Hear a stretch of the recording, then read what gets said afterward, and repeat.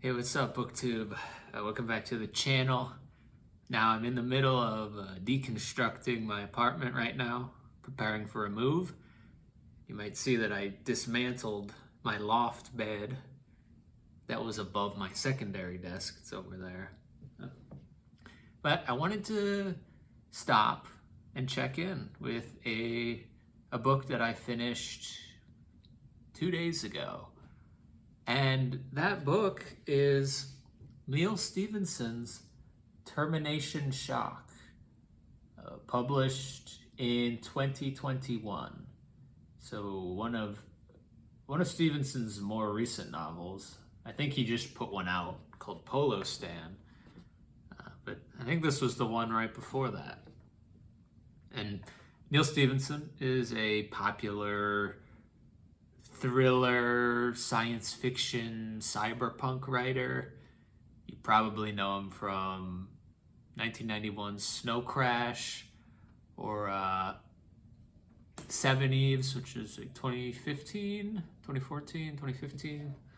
And also Cryptonomicon is a popular one. I've read Snow Crash and Seven Eves, but I haven't read any other novels until Termination Shock. I really liked Seven Eves. Thought it was great. At least the first two parts were just spectacular. And I wasn't a huge fan of Snow Crash, but I see merit and I see room for improvement on a secondary read. So with that in mind, going back to Termination Shock, I'm going to tell you a little bit about what the novel is and what I thought about it. So, to set the scene, Termination Shock is considered cli-fi, climate fiction. It is set, I don't know if the year is ever specifically stated, but I think it's in the late 2030s.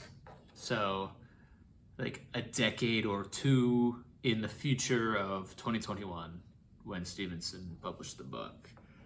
And the gist of the setting is that climate change has rapidly advanced and sea levels have risen quite astonishingly high.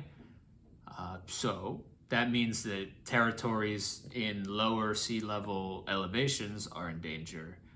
And along with sea levels, also world temperature, or at least temperature in the southern United States, around Texas, Louisiana-ish, is just astronomical. It's so hot you need something called an earth suit, pretty much, to be outside in the heat long term, like more than 15 minutes. So that's the general setting of the climate. Just think it's hot and sea levels are rising. Now, this is a 700-page book. You can't tell from the Kobo because the Kobo is slim. This thing is a chunker. It's technically not a mammoth. I think mammoths, the definition, the consensus is 800 plus, so not a mammoth, but a large book nonetheless. And Stevenson is complex and verbose as always.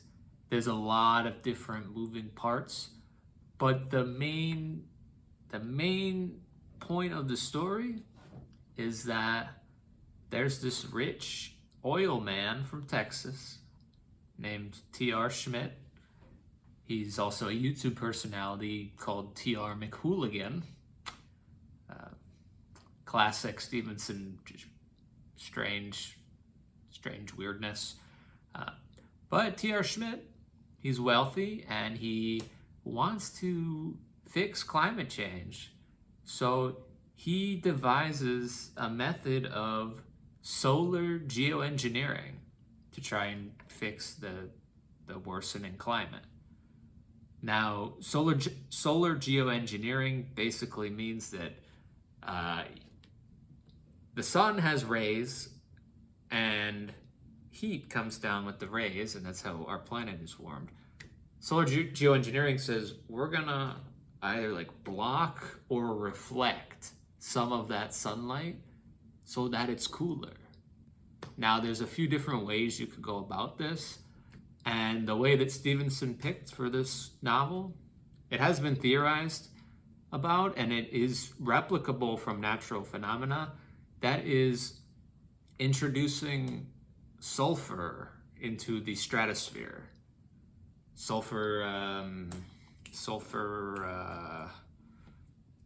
particles or sulfur dust, so that, I don't know the exact science, but it either absorbs or reflects some sunlight when sulfur is spread throughout the stratosphere. And this can be seen from a number of different volcanic eruptions where the volcano blows up ash clouds that are full of sulfur, and then you can see world temperatures drop for like the next 2 to 3 years after said explosion, because volcanoes pump out so much that it's just full of sulfur everywhere. And I think even in like the 6th century AD or something, there was a volcano that caused a little ice age because it blew up so much stuff into the atmosphere. But what T.R. Schmidt, the Texan, does is he devises a gun, like an artillery gun, to shoot up shells that blow sulfur into the air to kind of replicate the 1991 Mount Pinatubo explosion, the volcanic eruption in the Philippines. And T.R. Schmidt names his gun, or the facility around the gun, after Mount Pinatubo. And that's the gist. There's a rich guy, he wants to save the climate by shooting up sulfur into the air. Now we follow a couple main characters. There's a Queen Frederica Matilda Louisa Saskia of the Netherlands, referred to as Queen Saskia. She is queen of a low-lying country, the Netherlands. It's called like the Low Country because it's below sea level, and they're in danger of flooding. They have a big dam or something like that to keep out the North Sea in Netherlands, because they would get pummeled, destroyed, if the waters came in. So we follow her. We follow this like half-black Comanche pig hunter, feral hog hunter named Rufus, whose wife was killed by a feral hog named Snout, a very large feral hog. And he's involved. And who else do we follow? We follow some of the retinue of Queen Saskia, and we also follow, on an mostly unrelated side plot, this Canadian Sikh, like Indian Sikh, martial artist who travels to India to study Gatka, I think, which is a stick fighting martial art in India or some part of Asia. I'm not too familiar with Gatka.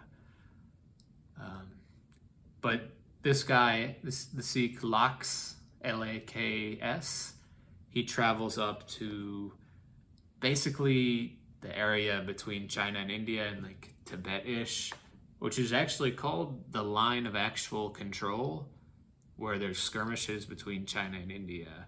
And he gets involved in some of these skirmishes. It's kind of hard to tell how he's involved without spoiling the novel, but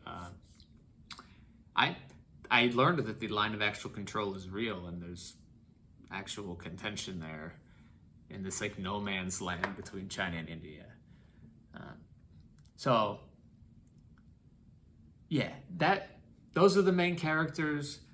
The question I think that Stephenson is trying to propose is who's allowed to mess with the climate?